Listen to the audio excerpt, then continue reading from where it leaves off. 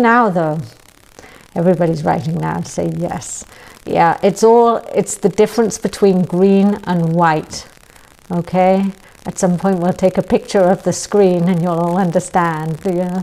There's a little picture of a microphone on the screen. I don't know whether it's there. I don't know whether it's there when you review the videos.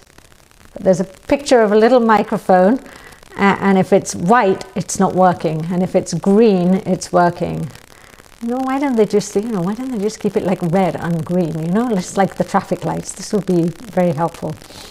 That would imply stop.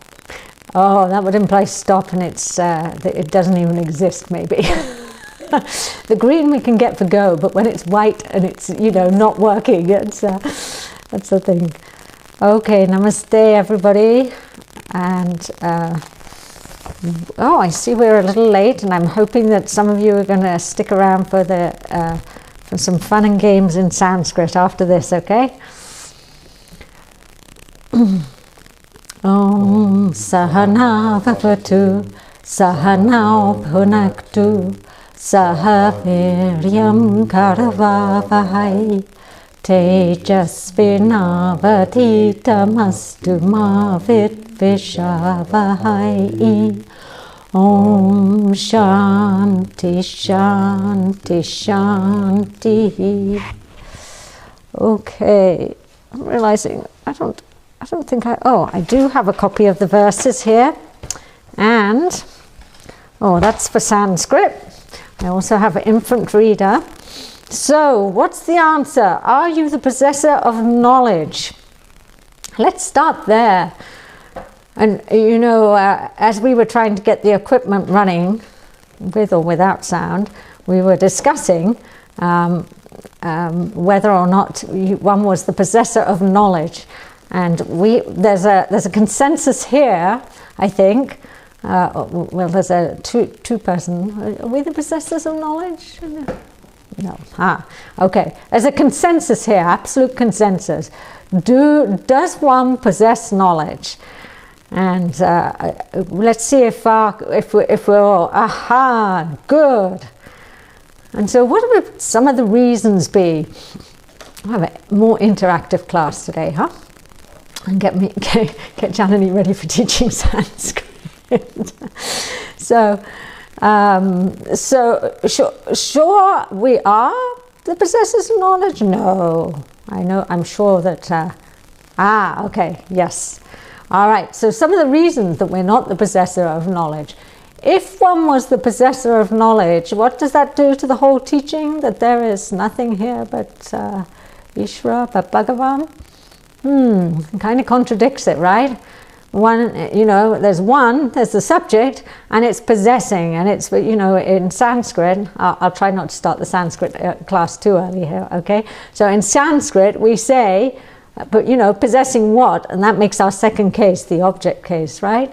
So, and that implies that there's two things. If you have a first case and second case, that means at least that there are two things. So that's the big reason, the main reason why we can say there is, there's no possessor of knowledge. We just say consciousness, Bhagavan, Ishvara, is knowledge, okay?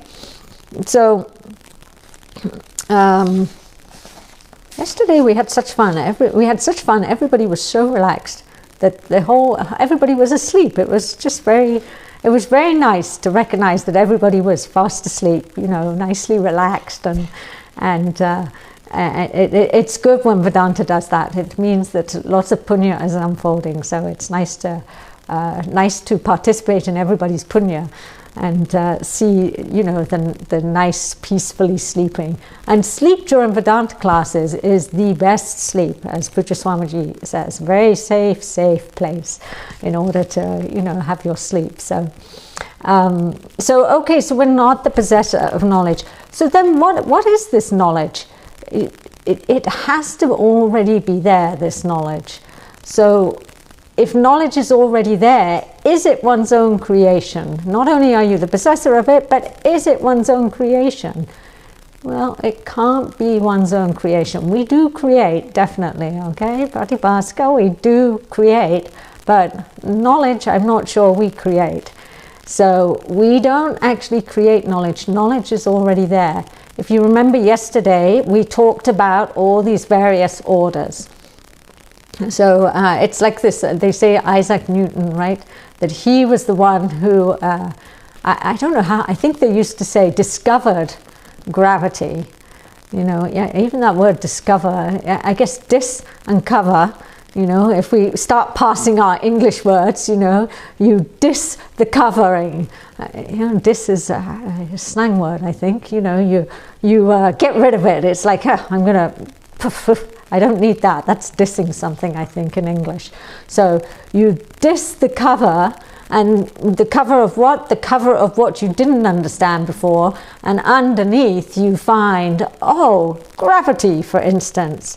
And they say that Isaac Newton, this came to him while sitting under a tree, right? And the apple fell on his head. Now, whether this story is true, there's a lot of stories with apples, you know, in the Western culture. This Adam and Eve, right, the tree of knowledge, that was an apple. Poor apple gets blamed for all sorts of things, dropping on Isaac Newton's head. You know, it's a great thing to discover, but Uncover would have been a better word. Uncover would have been a better word, much better word, yes. We'll come to that later, okay? Sanskrit class coming up next. They're asking me, what is that in Sanskrit to pass the word? So we're coming to that later on, okay? But right now, this poor apple, it gets blamed for dropping on Newton's head. It gets blamed for the, you know, in the Christian world, it gets blamed for the ignorance of everybody. No, sin, right? The creation, they ate of the tree of knowledge, which was an apple tree. You know, anyway, leaving all that aside. And then the other one is that's coming to this buddhi right now is this William Tell story, right? And William Tell was the one who shot the arrow? Yeah. And so some youth stood with an apple on his head and had someone standing with a bow and arrow, you know, and the apple got shot off of this youth's head. Yes, uncover, you were looking for the parallels in un and discover, yes. Yes, that makes sense because this, you probably are not familiar with this word dis, because I think it's slang in English. Yes, I'm getting some affirmations. To diss something is to, you know, put it down. It's like, well, you know, get rid of it, sort of thing. So yes, uncover, that's the word. So this discovery, this uncovering of, even if we say uncover, you know, I guess we're uncovering the knowledge, but the knowledge has to already be there, okay? It's not suddenly, you know, the apple fell and at that point in time gravity was created, you know, according to Isaac Newton. No, that wasn't what happened. If that was what happened, what's to stop Isaac Newton having have actually bounced up and gone to the apple? Forget the apple coming down. Perhaps Isaac Newton, you know, just suddenly started levitating because no gravity and, you know, bonked his head on the apple. We wonder if he would come up with the same conclusion if it had been that right way around. Don't wonder too much because it's a silly idea, okay? So knowledge is already there. So we are not creating knowledge. And so what we say is that the potential is always there, right?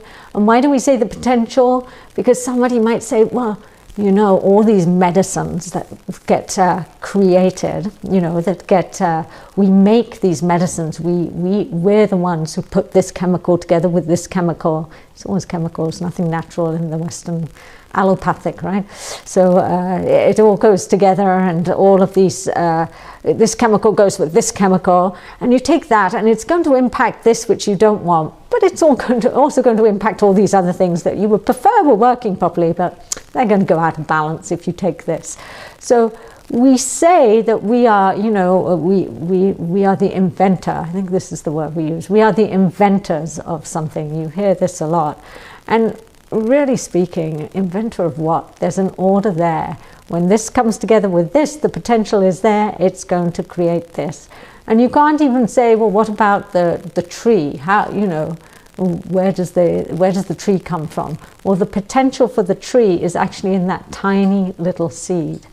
whether be it an acorn, be it some, these fir trees. We have a lot of pine trees here in Oregon. And so, and I'm sure they do in many parts of Europe. In fact, I'm not sure they do. I know they have many pine trees in many parts of Europe. And so you have those pine cones and you have the little different shaped seeds and everything. So with some seeds, we can tell that it's going to grow into this particular tree, but the potential is all there. All that knowledge of how this is going to manifest is right there. And they say the same, it's the same with an infant, a baby. And we talked yesterday, mother and father have no clue really how to make a baby. The baby comes because of what mother and father do, but they have no clue how to make that baby. Okay? So the knowledge, the actual knowledge has to already be there. So neither are we the possessors of the knowledge, nor are we the creators of knowledge. So, and as we talked about yesterday, everything is given. So all that knowledge is already given. Okay, all right, knowledge, we'll go along with you, Janani. No problem, that's fine. What about ignorance? Am I the creator of ignorance? And we do actually get a little mixed up here. Am I the creator of ignorance? If we want to get all Vedantic and good sishyas who have been studying for a while, we're going to turn around and say it depends on where you place the I as to whether or not you are saying I am the one who's creating the ignorance. But really speaking, ignorance is just like knowledge is. Ignorance is, okay? One is not the creator of ignorance. One is the creator of confusion, yes. But if you want to, take ownership of knowledge, then go ahead, take ownership of knowledge, but you're going to be taking ownership of ignorance as well. So I think better to say, oh, okay, ignorance is already there as well. And Swamini talked beautifully about this last night, and I think it's worth just going back through. So, so we talked about Maya, right? And what is Maya? Maya has two different powers, right? And if we're talking what kind of powers? Let's make sure we understand everything. So there's two powers, two shaktis, we say in Sanskrit. So vikshepa and projective. That's right. So sorry, projecting power, vikshepa, and avarana, which is it's actually got an 8 in there as well. Avarana. Okay, Nirmala, avarana. And that is the covering, the concealing power, right? And so what happens, there's Bhagavan, right? Bhagavan and Maya, not a separate being, but this is just so we can wrap, this is just so, with these limited buddhis meeting us where we are, the Upanishads and all of their compassion, help us understand this. And so there's this power called Maya. Maya has two ways that this power as though manifests: through concealing, avarana, and through projecting, vikshepa. Okay? And depending on the upadhi, lots of Sanskrit words here, okay? What's the upadhi? The upadhi is that through which as though conditions something. Oh, Gary, I forgot to get it. Can you pass me that crystal over there, please, so we can?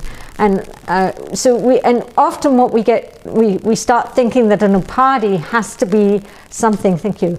That we think of it as a container, something that's got something in. But really, is anything that conditions. So if I take this crystal, for instance, and it's a bit hard to see because the wall's right behind with the bookcase, and which is all nicely reflected in it, okay?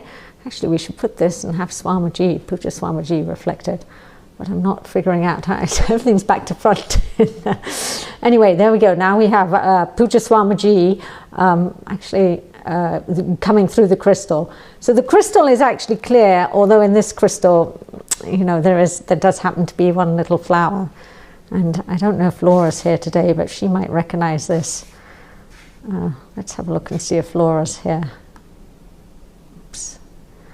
Oh, it's not working very well.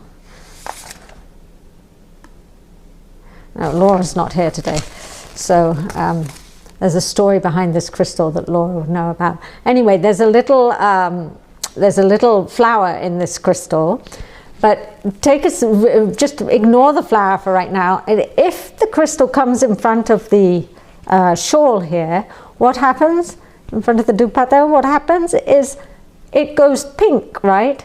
So the upadhi for this crystal then is the shawl, okay? It's the conditioning agent. It's making it appear different. It's making it appear as though it's a kind of peachy color.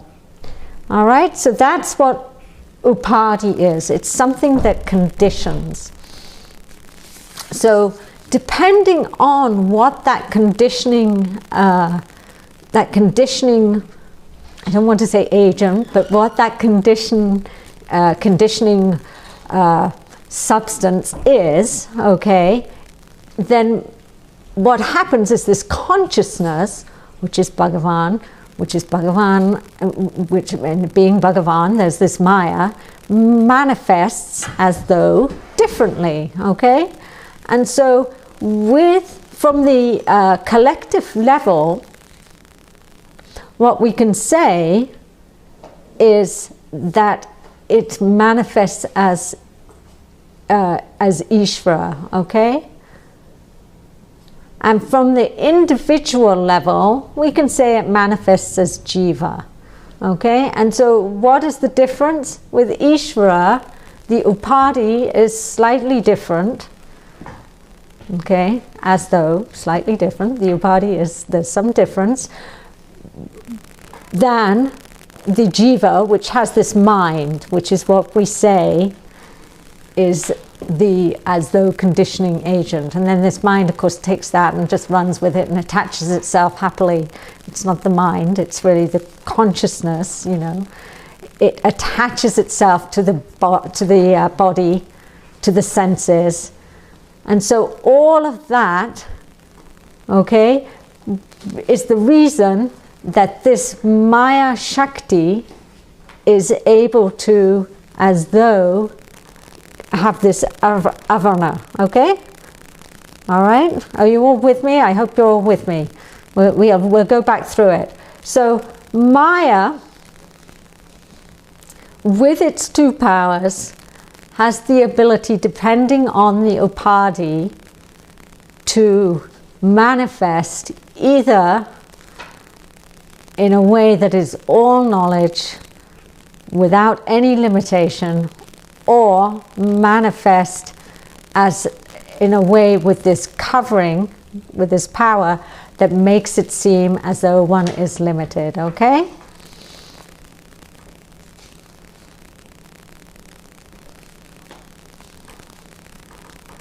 So put another way, if we say that if Maya is manifest without the upadhi of the mind, we end up with Ishvara, the collective level. If Maya is manifest with this upadhi called the mind, we end up with who? Yours truly, the little whining, complaining, jiva, limited, small. We won't go too much further with that, okay? So then what Swamini Ji went on to say, and it was so beautiful how she pointed this out, she said that at the level of Ishvara, the collective level, the avarna becomes what? The ignorance for the jiva, right? And the vikshepa is what? This jagat, okay? Idam jagat. That's what this this shakti is. This maya is. So the vikshepa is the manifest jagat, and the avarna at the Ishvara level is the ignorance of the jiva. Then at the individual level, we have to put as though all over the place here, but as we're all good Vedantins, we're as though is there, okay? So at the as though individual level, what does that avarana do? What is it covering? Does anybody remember? The unconscious, yes. So it's covering the unconscious. And then at the collective level, that level which is Ishvara,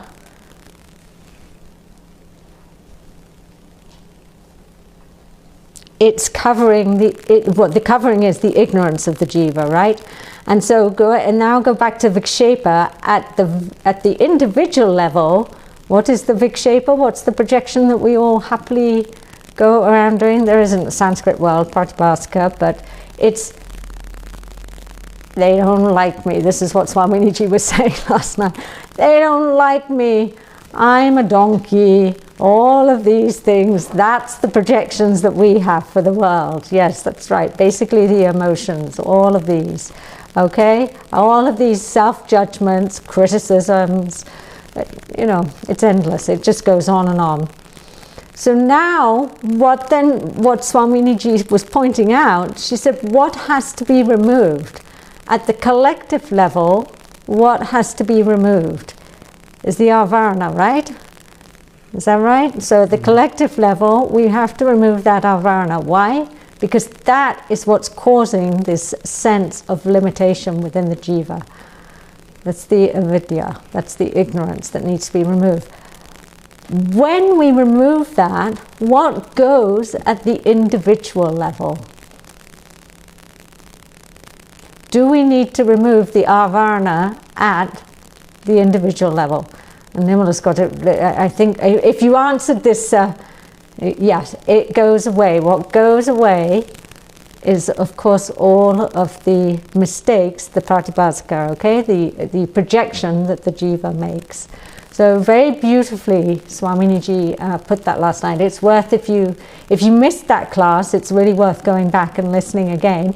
Even if you didn't miss that class, it's really worth going back and listening again. Okay. There's absolutely no need to. Yes, it definitely is worth listening to again. There's no, why, just limit yourself to, that's one more projection. Oh, I've listened to that class, I've been there, I've done that. One more projection. Those of us who have sat with Puja Swamiji, we can happily listen to his classes. In fact, we did listen to his classes for 3.5 years, day in, day out, 4 times a day if we were lucky. And happily, as Puja Swamiji used to told us all more than once throughout the course, was that don't worry, if you miss something, I'm going to be saying the same thing over and over again for the next 3.5 years, he would tell us. And then he would stop, and he'd look around, and we'd all be thinking, okay, this was at the very beginning. And then he would say, and that's why we teach you Sanskrit, because otherwise, who's going to sit here and listen to the same thing over and over again for the next 3.5 years? If I told anybody this, they would all get up and leave now, he said. So this is this is why they teach Sanskrit in the 3.5 year courses, according to Puja Swamiji, okay? So definitely a class worth listening to again. So this ignorance, why are we talking about all of this? Because we're saying that the ignorance is here, right? Ignorance is not something that is created by us. So you are not the author of this consciousness. No, why be the author? Why limit yourself to being the author? You are this consciousness, okay? So at the individual level, we can manipulate a few things. I can there's the power, we have a power of desiring. There's that there.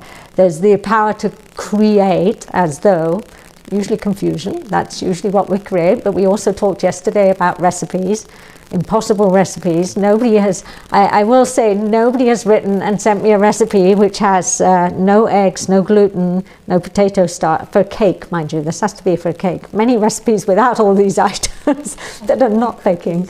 No cake. Ah, you found cookies. The cookie recipe will be good. We'll try it then one day. We'll have after the course, we'll have a cooking class with none of these things. So what was it? It was no gluten, no eggs, no potato starch. Was there anything else that we had to cut out? Oh, Dairy. No dairy. But butter is allowed? Oh, but well, you see, butter is allowed generally, but you know, we were talking about all of these things, because if you were a vegan, what if you're a vegan Vedantan? Cookieless cookies, yes. You know, it's like those ones someone told me one time that when I first moved to the US, and to this day, I don't know if they were joking with me or not. When I first moved to the US many years ago, okay, this was back in the 80s, I think I came here, and so they told me that there was a type of cookie that you get here. I think they were called Mum's cookies or something like that. It was a long time ago. Anyway, there was a particular type of cookie that they didn't bake, and since that day, anything that looked like a soft cookie in a store would not come home. It would stay in the store, because the idea of a cookie, you know, in the mind of a British person that didn't get baked, and you're thinking that it's sitting in a package and it's got what preservatives in to keep it, you haven't, and everything. Anyway, you take the ingredients, you mix them up, and you bake them, right? And that gets rid of a lot of things that you don't want. That cookie. So anyway, this is, yes, nivritti, yes, there's cookies, yeah, that was one of these that got the ninja stance awards.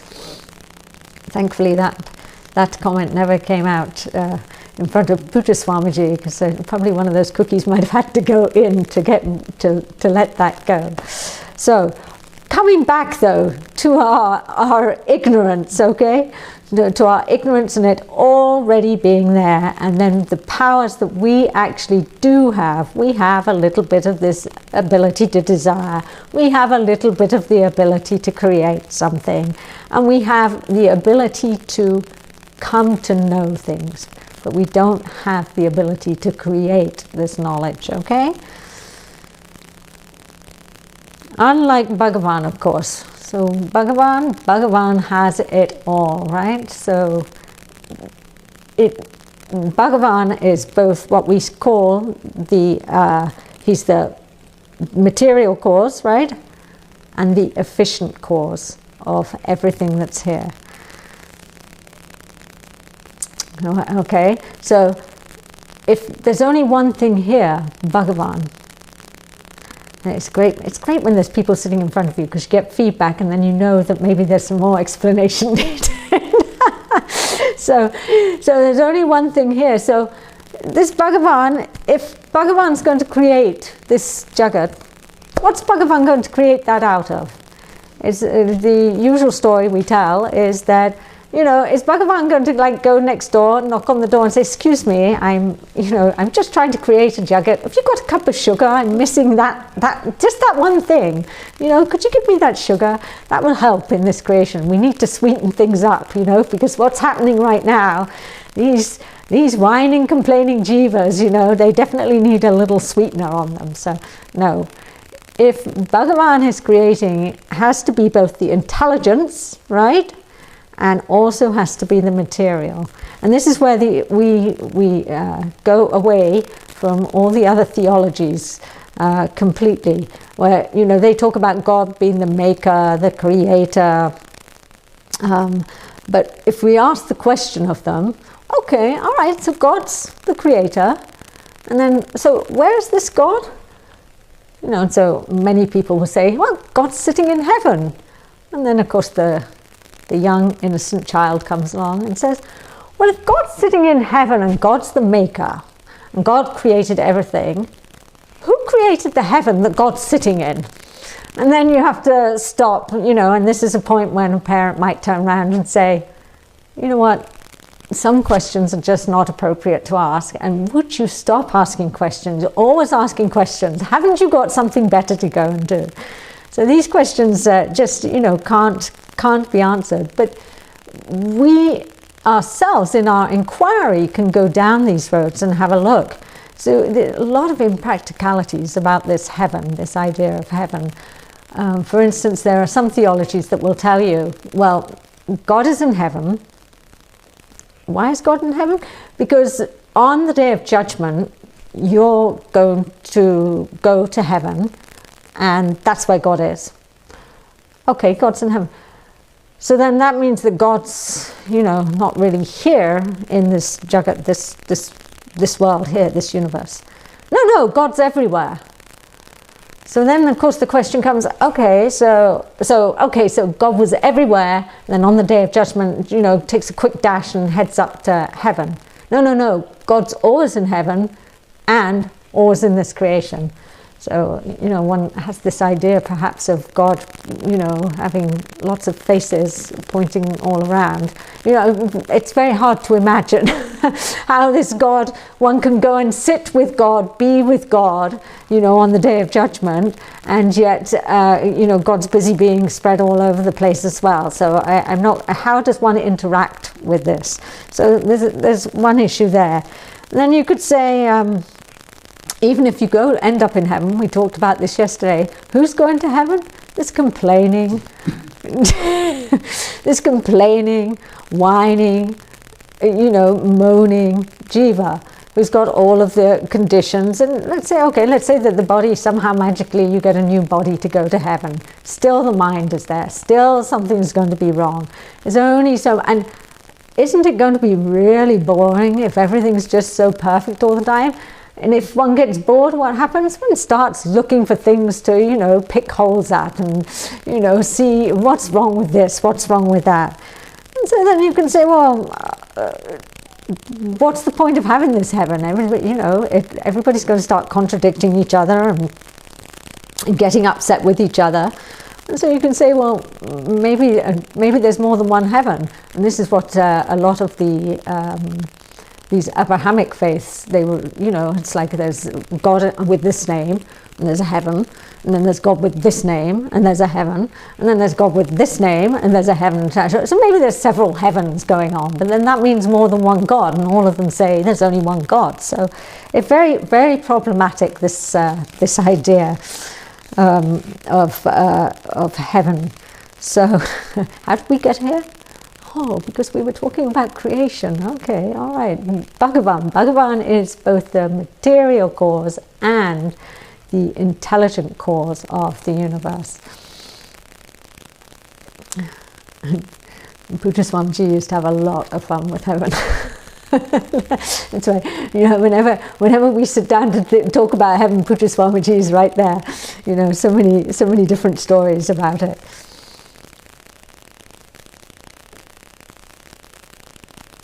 So if we are thinking of this Bhagavan as being the intelligent and the material cause of the universe, we now are going to have to start asking the question, what is this Bhagavan then? Okay, you're telling me happily it's both the Upadana Karanam and also the Nimitta Karanam, okay, the material cause and the intelligent cause. But what is this Bhagavan? And you'll be happy to know this is going to take us to the next verse, okay? Oh, James.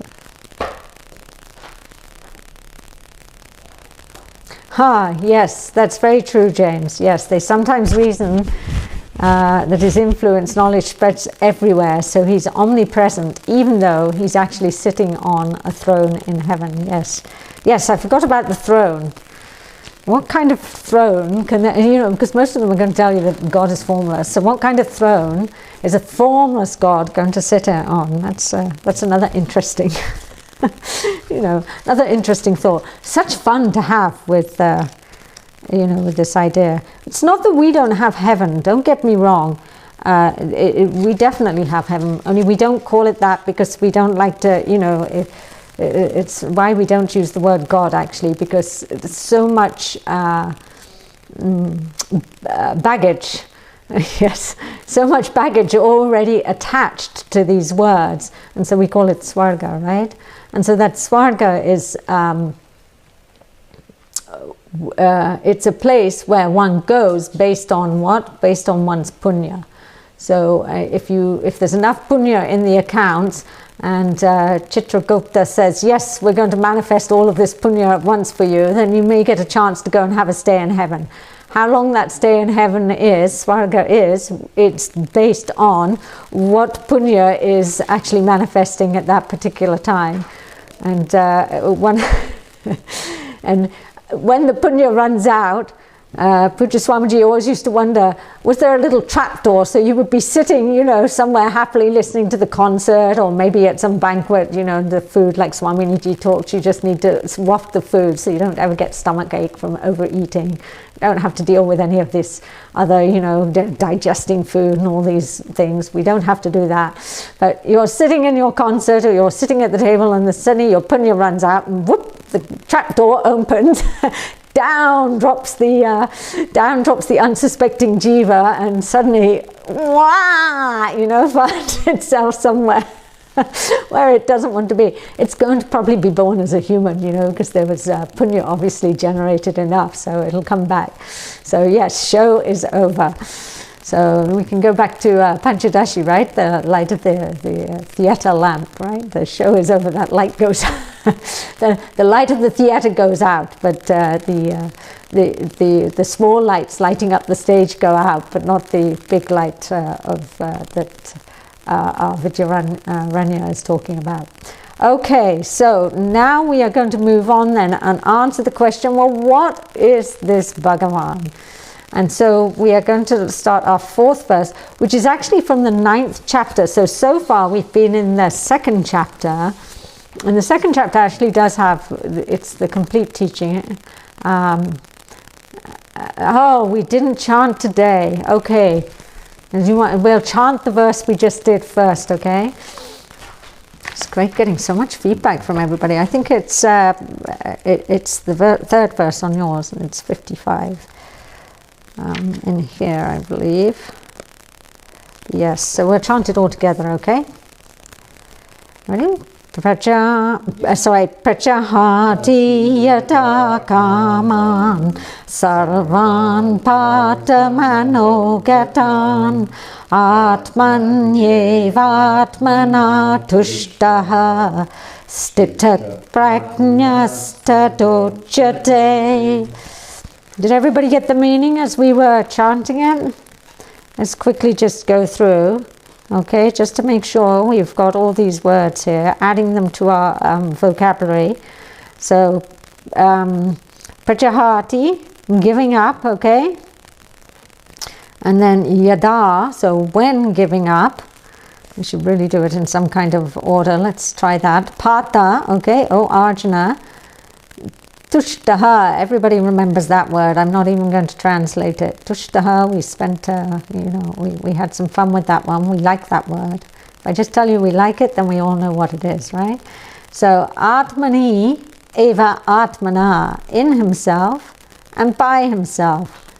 Who is this person? Stitik prajnaha, the one of firm knowledge.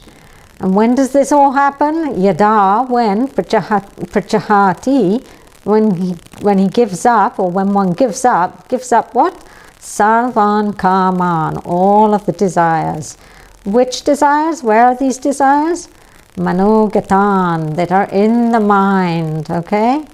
And then what is this person said to be? They're said to be the stitik prajnaha, and it's said to be is tada uchyate, okay?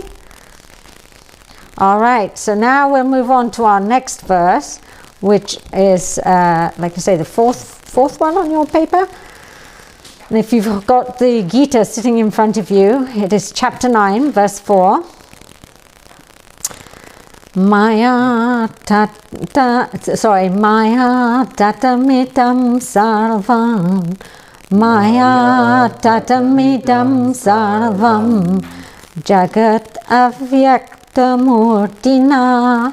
Jagat avyaktamurtina. Mastani sarvabhutani. Matstani sarvabhutani. Nachaham teshvavastitaha.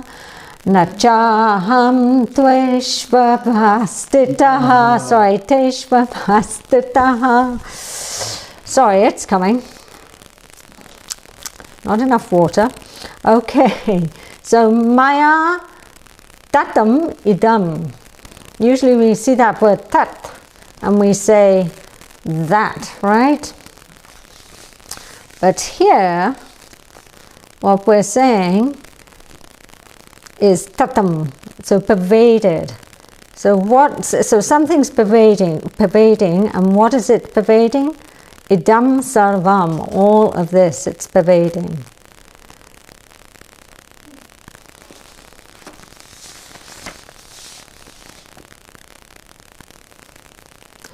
And what's it being pervaded by? Maya avyaktam murtina. And that Maya, and I'm getting tempted to go into the Sanskrit. Anyway, we'll just say by me, who cannot be objectified. I can't, by me who is unobjectifiable. It gives us a clue to who we're talking about. Who were we asking the question about? What is that Bhagavan? Oh, this must be Bhagavan we're talking about, okay? And then what else? Matstani sarva bhutani. So matstani, in me, and there's a special way of this mat here is a special form of that aham shabda. That comes in a particular type of samasa. Samasa. What's a samasa in English? I don't know what a samasa is in compound word. Thank you. So the matstani. So in me, sarva bhutani. All the beings are in me. And then it says na. What is na? No or not. But I am not, actually, aham, cha aham, but I am not. Where am I not? In them, okay? So te shu, in them, and avastitaha, okay? I am not in them. So if we were to ask Bhagavan, seeing as we're talking about, who am I? What am I? If we were to ask Bhagavan, who are you? What would Bhagavan say? I'm the Lord. And maybe look and say, what's wrong with you? You don't know? I'm the Lord.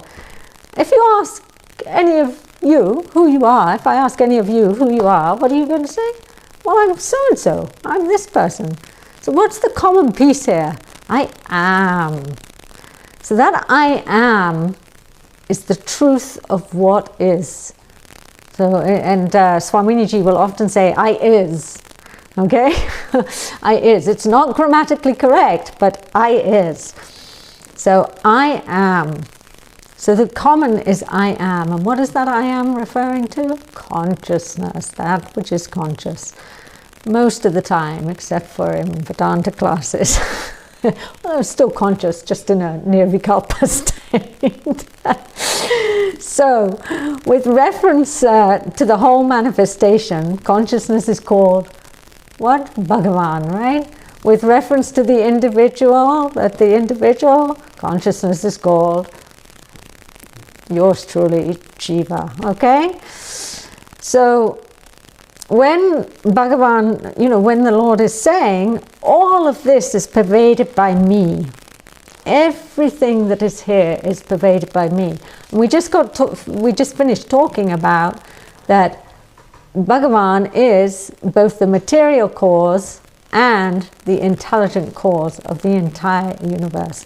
So that material cause being Bhagavan, how can we say that there's not, that Bhagavan doesn't pervade everything, being the material cause? So, tatamidam sarvam, all of this is pervaded by me in whose form cannot be objectified.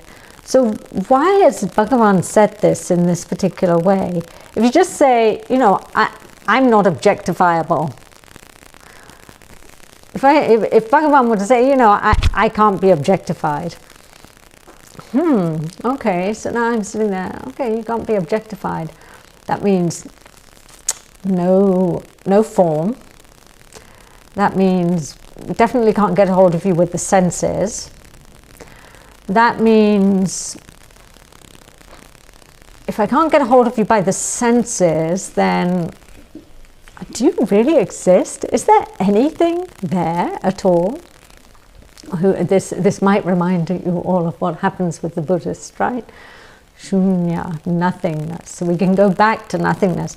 And so that word murtina there, it's in third case, so murti, that word, it's the form. It's a word that we give to a particular form, okay? Vyakta is manifest. It means manifest. So in an unmanifest form, and by putting this in this way, Bhagavan's pointing out, in an unmanifest form, there is something there. We know, as the good students we are, we know that there's consciousness there. But we have to be very careful and make sure, does everything point to there being consciousness there? Is there any contradiction going in? So Bhagavan can't say, I'm the unmanifest and leave it there, and leave anybody wondering, well, unmanifest what? Is there anything there? Is the truth of me actually nothingness? Is there nothing here? And no, so by using this, by stressing, making it to be this unmanifest form, in an unmanifest form, we know that there is something, we know that there is consciousness. So very, very beautifully put. And interestingly, we say,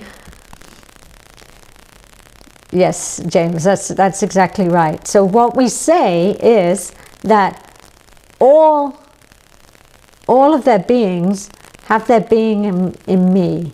So this is like, one example of this is the water, for instance. What's in water? Or if I were to say all of something had its, a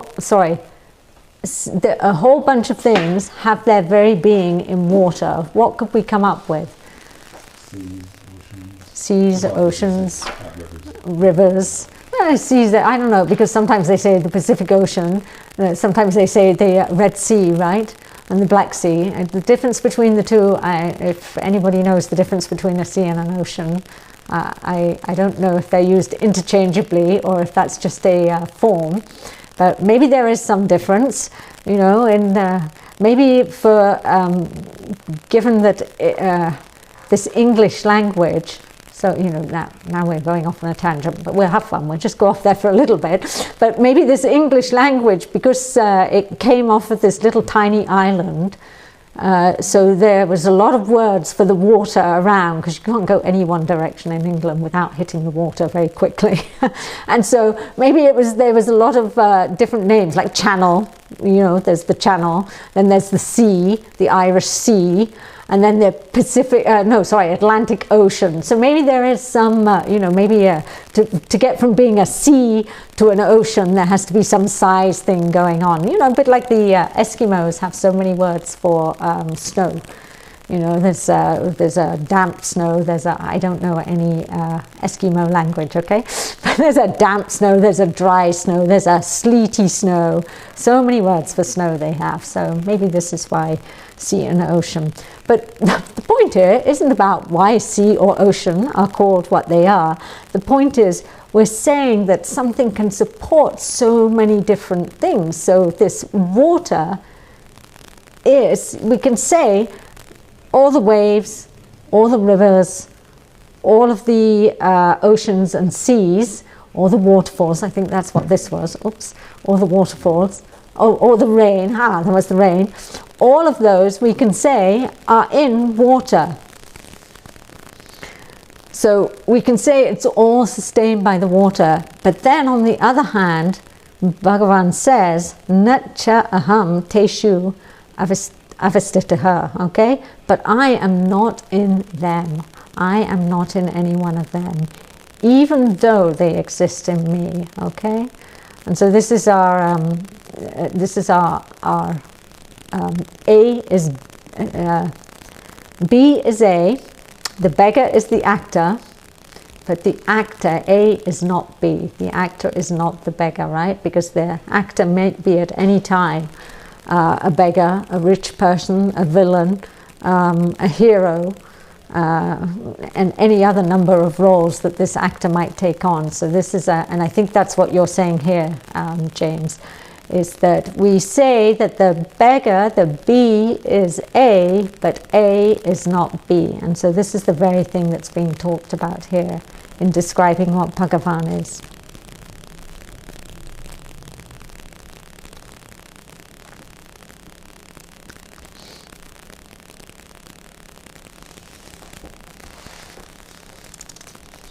Definitely can't limit Bhagavan to any one form. And who's to say, what's limiting? And anyway, no second thing, so definitely no limitation. So, but we do this with our use of language all the time. So we often will say, what do we say? Golden chain, right? Or we say a clay, a clay pot, right? So what is this? What do we take to be the substantive? What do we take to be the noun? And what's the objective? Objective. The mouth is not doing English, not doing Sanskrit. It'll be an interesting next class. So what do we take to be the adjective? The gold, right? And also the clay. We take those to be the not adjectives, the adjectives, okay? That's what we take them to be. But really, it should be the other way around.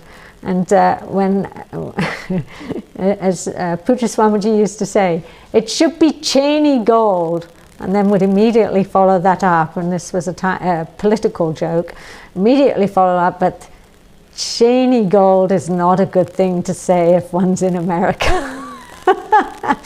So we don't want to be describing, because there might be further mistakes taken. So okay, so leaving all politics aside, so chainy gold, right? Because the gold should be the noun. And what our whole language is built like this. The whole way that we construct this world is upside down and the wrong way round, inside out, however you want to look at it. So the gold is the substantive. And this is so beautifully illustrated in the story Puja Swamiji tells about being invited to the gold shop.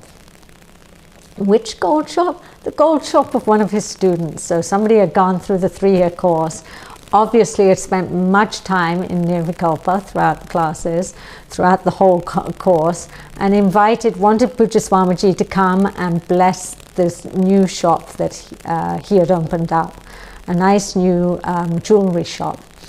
And so Puja Swamiji never says no to anything. Even if everything's on the same day, Puja Swamiji doesn't say no. He will somehow know that everything will work out and that he'll be able to be in these different places at different times. So he said, yes, of course I'll come and bless your shop. I would love to do that. And so the appointed day comes and Puja Swamiji heads out. He goes to the shop. And he sees, everything's so beautifully laid out. When you walk into any of these jewelry shops, everything's all shiny and just highly polished, and it's all laid out, beautifully displayed. And this devotee of his, I don't think he actually had attended the whole 3-year course. I know he had attended some classes. He said to Puja Swamiji, he said, Swamiji, I'm so grateful that you've come. It is such an honor. I know that everything is going to go really well and the shop is going to be really prosperous because of your blessings, because of you being here today. Just as it's nothing, I can really give you nothing. I know that there's nothing to give, but please pick out any one thing in the store and I would like to give that to you. And so Puja Swamiji, in his inimitable way, any one thing? And yes, Puja Swamiji, anything, any, look here, and look, please, look at all these chains here, and and these are shaped like malas. Maybe this would be nice for Dakshinamurti, for the nice Lord, and what about these rings here, and what about these earrings over here, and any one thing. Just please, Puja Swamiji, obviously if it's earrings, it's going to be 2, because you can have the whole set, not just one. And so Puja Swamiji, one thing, huh? One thing. And of course, the people who travel with Swamiji, they can see what's coming as well. And they're standing behind thinking, oh, he's just said that this is such a blessing for the store, and that everything's going to be super prosperous. And well, I guess it will be, because he's about to make a large donation to the ashram, and as we know, whenever we make our donations, that all gets paid back in large amounts. And so Puja Swamiji looked and peered over the top of his glasses, because he'd studied all of the pieces to see what there was, and he said, well, I accept your offer. Wonderful. Yes, I would like to take one thing. Could I just take the gold, please? And okay. Okay, well, that was a quick inventory clear out, okay? They didn't even need to have a clearance sale. So anyway, I don't think Puja Swamiji actually took everything from the shop. But, this is our language, and this is what we do. If we can do this with, such innocent things as, not maybe such innocent things as gold and ornaments, but if we can do this at that level, what to speak of what we do to all of these bodies and consciousness and all that is manifest in here. So Vedanta's job is to reverse, is to change this perspective of looking at the world. We want to change how we look at things. We want to say that the objects, from a certain perspective, okay, from a certain view, the objects are as though the attributes of what is, and not the other way around, which is what our language does. So we're going to stop here for today. This is a nice note to stop on today. It's a little early, and tomorrow, Wednesday, thank you. By the last week of the course, the schedule will be in the mind, okay? On Wednesday, there'll be a little more preparation. It was a little busy here this morning, so there's going to be a little 15-minute break for those of you who are going to be doing Sanskrit now, and next week we'll see if we can make at least 5 minutes more into the class, okay? Om Purnamadav Purnamidam Purnat Purnamudachyate Purnasya Purnamadhaya Purnameva Vashishyate. Om Shanti Shanti Shanti. Hari Om Shri Gurubhyo Namaha. Hari Om.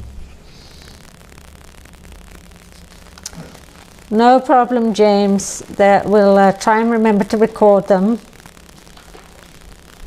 I'm glad you're enjoying it, Tracy.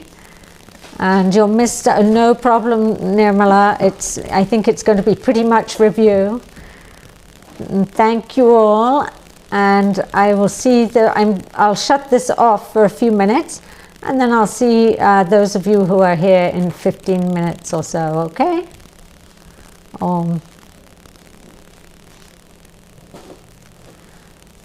I didn't ask if there were any questions.